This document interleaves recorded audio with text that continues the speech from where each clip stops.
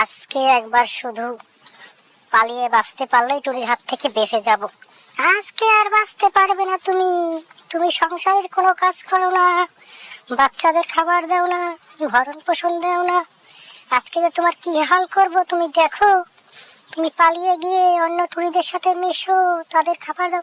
ক্ষমা করে দাও, ক্ষমা করে দাও, আর দেবো না। এ কি হলো রে? টোনাকে মারছো কেন?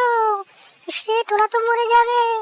মরুক মরুক, অনেক অন্যায় করে, অনেক কাকাম করে। ও বাচ্চাদের ভরণ পোষণ দেয় না, আমার বাচ্চাদের খাবার দেয় না, টাকা দেয় না, স্কুলে যেতে দেয় না। তাই বলে তুমি এভাবে মারবে? এটা কিন্তু অন্যায়, এটা কিন্তু ঠিক না। হ্যাঁ হ্যাঁ, মারবই তো, মারবই তো। কি হলো? কই গেল পালিয়ে? টোনাটা পালিয়ে গেল। আবার কি করবে কে জানে। ওকে আমি আবার পাই। ও যদি এখন থেকে ঠিক মতন সংসারের কাজ না করে তাহলে কি করি সেটা দেখো। যাও যাও, চাষ খুশি করো তো, তোমাদের এসব দেখার সময় আমার নেই। হ্যাঁ হ্যাঁ, এইটা কে রে? এত সুন্দর রাজকুমারটা কোথা থেকে এলো? এ কোন রাজ্যের রাজকুমার? এত সুন্দর দেখতে, কি সুন্দর দেখতে হারছে। ইসরে, আমি একটু ছদ্মবেশে যাই তো। এই, কিছু কিনবে? তুমি কে? কিছু কিনবে নাকি? আমার কাছে অনেক রকম ফল আছে আমার ঝুড়িতে। তুমি কিনবে কিছু? এই, তুমি কে? বাড়ি কোথায় তোমার? আমার বাড়ি রূপপুরে, আমি রূপপুরের রাজা।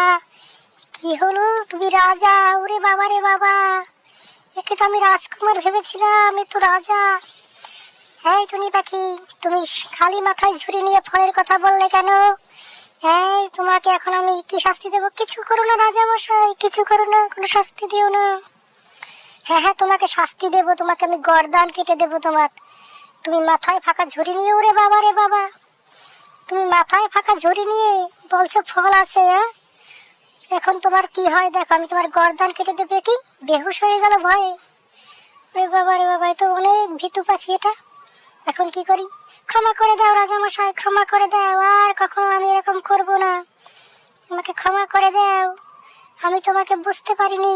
ক্ষমা তো তোমাকে করতেই হবে। ঠিক আছে, যাও তাহলে, তুমি চলে যাও। তুমি তো অনেক ভীতু, তোমাকে ক্ষমা করে দিলাম। যাও তাহলে, চলে যাও, চলে যাও। এই, আমার ঘোড়াটা কোথায়? আমার মায়াবী ঘোড়াটা কোথায়? মায়াবী ঘোড়াটা আসো না কেন?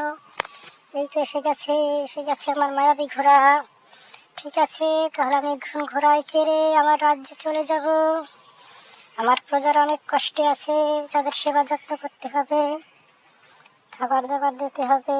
দেখি, চলে যাই, তাড়াতাড়ি করে চলে যাই।